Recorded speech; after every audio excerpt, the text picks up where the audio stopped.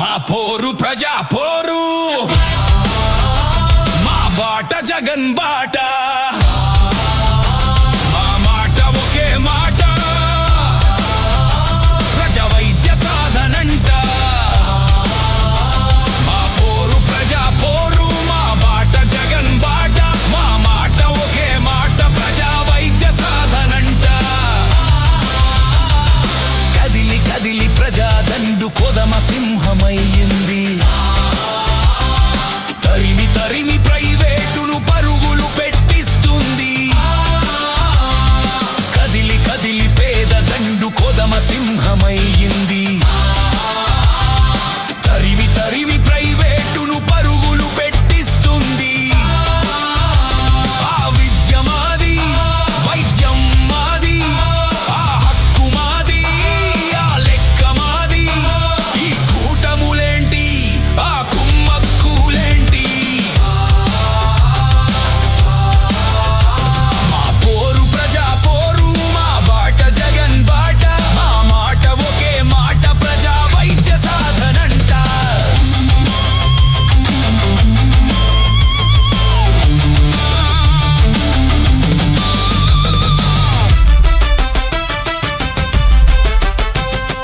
బిక్కు బిక్కు బతుకులకు దక్కని వైద్య సేవలు బీదలకు అందని వైద్య విద్య వసతులు ఆసుపత్రులమ్ముతారు లేనోళ్లను సంపుతారు కుదరవు మీ ఆటలు కూలుతాయి కోటలు పాలనంటే పీడన అమ్ముకొని తినడమా పోరు ప్రజా పోరు మా బాట జగన్ బాట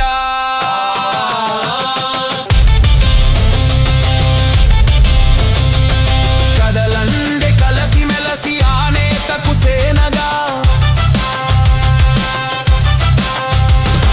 రాయలసీమ రోషం రణగర్జన భీకరం పలనాటి పౌరుషం శివమెత్తిన తాండవం ఉత్తరాంధ్ర ఆగ్రహం ఉరకలెత్తె సాగరం కోస్తాంధ్ర క్రోధం దుర్గమాత త్రినేత్రం కలసి కట్టుగా సాగితే మనదేగా జయం జయం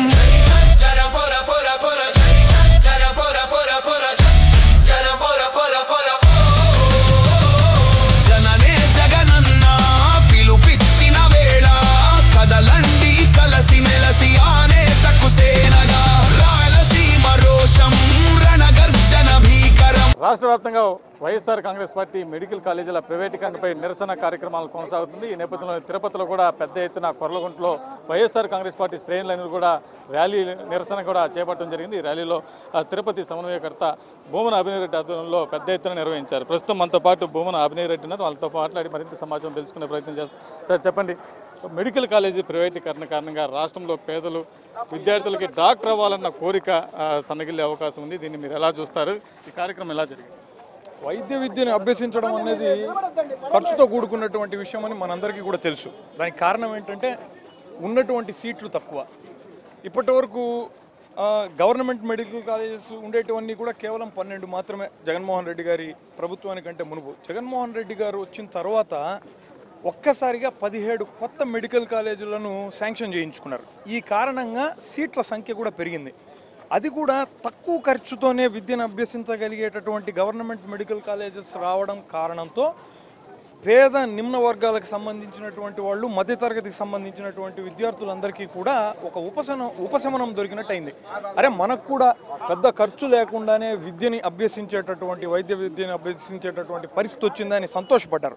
జగన్మోహన్ రెడ్డి గారు అన్నట్టుగానే 17 మెడికల్ కాలేజీల్లో 7 మెడికల్ కాలేజెస్ నిర్మాణాలను పూర్తి చేసేశారు. మిగతా 10 మెడికల్ కాలేజీకి సంబంధించినటువంటి పనులు వివిధ దశల్లో ఉండిపోయినాయి. ప్రభుత్వం మారింది.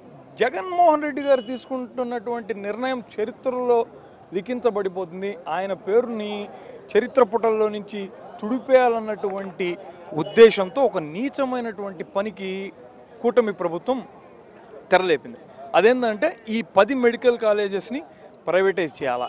ప్రైవేటైజ్ చేస్తే ఏమవుతుంది, ప్రైవేటు వ్యక్తులు వాళ్లకు లాభం చేకూరే విధంగా సీట్లను అమ్ముకుంటారు. ఏదో 10 లక్షలు లేదంటే 5 లక్షలకో వైద్య విద్య పూర్తి కావాల్సిన చోట 1 కోటి 2 కోట్లు పెట్టి సీట్లను కొనుక్కునేటటువంటి పరిస్థితి ఏర్పడుతుంది. వాళ్ళు ఉద్దేశపూర్వకంగానే కొంతమందికి సీట్లు లేకుండా కూడా చేసేయగలిగేటటువంటి నేర్పు కూడా వాళ్లకు ఆ ప్రైవేటు వ్యక్తులకు ఉండడం కారణంగా ఇంత పెద్ద ఎత్తున ప్రభుత్వ ఆస్తులన్నింటినీ కూడా ప్రైవేటు పరం చేసి పేద ప్రజల్ని ఎందుకని మీరు మోసగించాలన్నటువంటి కారణంతోనే ఈ ప్రజా ఉద్యమం మొదలైంది. రాష్ట్ర వ్యాప్తంగా ప్రజల ఆకాంక్షకు అనుగుణంగానే ప్రతిపక్ష పార్టీగా వైఎస్ఆర్ కాంగ్రెస్ పార్టీ దీనిని భుజానికి ఎత్తుకొని నడుపుతుంది. ఇప్పటికే 25 రోజులుగా ఈ ప్రభుత్వ మెడికల్ కాలేజీలకు ప్రైవేటైజ్ చేయడానికి వ్యతిరేకంగా సంతకాల సేకరణ జరుగుతుంది. ఈ సంతకాల సేకరణలో స్పష్టంగా అన్ని వర్గాల ప్రజలు దీనిని వ్యతిరేకిస్తున్నారు, వాళ్ళ నిరసనను తెలియజేస్తున్నారు. అయినప్పటికీ కూడా చంద్రబాబు నాయుడు గారి ప్రభుత్వంలో చలనం రావడం లేదు. అందుకే రాష్ట్ర వ్యాప్తంగా ఆయనకు దీని సాంద్రత అర్థం కావడం కోసం ఈ నిరసన ర్యాలీలు వైఎస్ఆర్ కాంగ్రెస్ పార్టీ చేపట్టడం జరిగింది. అందులో భాగంగా తిరుపతిలో కొర్లగుంటలో పార్టీ నాయకులందరం కూడా మేయర్ శిరీష గారు, అలానే మాజీ ఎమ్మెల్సీ శ్రీనివాసులు రెడ్డి గారి సమక్షంలో ఈ కార్యక్రమాన్ని చేపట్టాం. విజయవంతమైనటువంటి స్పందన వచ్చింది. చంద్రబాబు నాయుడు గారి ప్రభుత్వం ఇప్పటికన్నా ఈ నిర్ణయాన్ని మార్చుకుంటే ఆయనకు అంతో ఎంతో మంచి పేరు వస్తుంది తప్ప ఆయనకు పోయేది అంటూ ఏమీ ఉండబోదన్న విషయాన్ని గుర్తు చేస్తూ మీరు ఈ నిర్ణయాన్ని వెనక్కి తీసుకోకపోతే వైఎస్ఆర్ కాంగ్రెస్ పార్టీ ఎందాకైనా ఉద్యమాలు నడపడానికి సిద్ధంగా ఉన్నదన్నటువంటి విషయాన్ని హెచ్చరిస్తున్నాం. పక్క ఆ మేయర్ శిరీష గారు ఉన్నారు. డాక్టర్గా మీరు చెప్పండి, రాష్ట్రంలో ప్రస్తుతం కూటమి ప్రభుత్వం చేపట్టిన ఈ ప్రైవేట్ కాలేజీల ప్రైవేటీకరణని మీరు ఎలా చూస్తారు? ప్రజలకి ఏ విధంగా ఇది దోహదపడుతుంది? వైఎస్ఆర్ కాంగ్రెస్ పార్టీ అధ్యక్షులు జగన్మోహన్ రెడ్డి గారు కూటమి ప్రభుత్వం తీసుకున్నటువంటి ప్రైవేటైజేషన్ ఆఫ్ మెడికల్ కాలేజెస్ నిర్ణయానికి ఏదైతే ప్రజా ఉద్యమానికి పిలుపునిచ్చారో గత అక్టోబర్ 10 నుంచి ఇప్పటి వరకు నిర్విరామంగా 175 నియోజకవర్గాల్లో కూడా వివిధ నిరసన కార్యక్రమాలు నియోజకవర్గ సమన్వయకర్త ఆధ్వర్యంలో ప్రతి చోట కూడా కోటి సంతకాల కార్యక్రమం అయితేనేమి, అలాగే రచ్చబండ కార్యక్రమం, ఇవాళ జరిగినటువంటి నిరసన కార్యక్రమంలో ప్రజలు ఏ విధంగా పార్టిసిపేట్ చేస్తున్నారనేది చూస్తుంటే స్పష్టంగా ప్రజలు దీన్ని ఈ ప్రైవేటైజేషన్ నిర్ణయానికి వ్యతిరేకంగా తమ అభిప్రాయం తెలియజేస్తున్నారనేది స్పష్టంగా కనబడుతూ ఉంది. ఎందుకంటే విద్యా వైద్యం అనేది ప్రాథమిక హక్కు, అది ఉచితంగా ప్రజలకు అందించాల్సిన బాధ్యత ప్రభుత్వాలది. జగనన్న గారు మున్పెన్నడూ ఏ ప్రభుత్వం చేయనటువంటి నిర్ణయం 17 మెడికల్ కాలేజీలను ఒకేసారి కూడా శాంక్షన్ చేయడం. ఒక్క మెడికల్ కాలేజ్ రావాలంటేనే చాలా కష్టం. అలాంటిది 17 మెడికల్ కాలేజీలు శాంక్షన్ చేయడం, అందులో కూడా 5 చాలా స్వల్ప సమయంలోనే ప్రారంభించడం జరిగింది. తర్వాత 2 మెడికల్ కాలేజీలు ప్రారంభించే దశల్లో ఎన్నికల కోడ్ రావడం, అది వాయిదా పడడం జరిగింది. అందులో 2 కూడా పులివెందల అండ్ పాడేరు. దానికి కూటమి ప్రభుత్వం వచ్చిన తర్వాత 50 సీట్లు నేషనల్ మెడికల్ కౌన్సిల్ శాంక్షన్ చేస్తే వాటిని కూటమి ప్రభుత్వం శాంక్షన్ని కూడా మాకు వద్దు సీట్స్ అనేసి లెటర్ రాసి పంపించడం మనం అందరం చూసాం.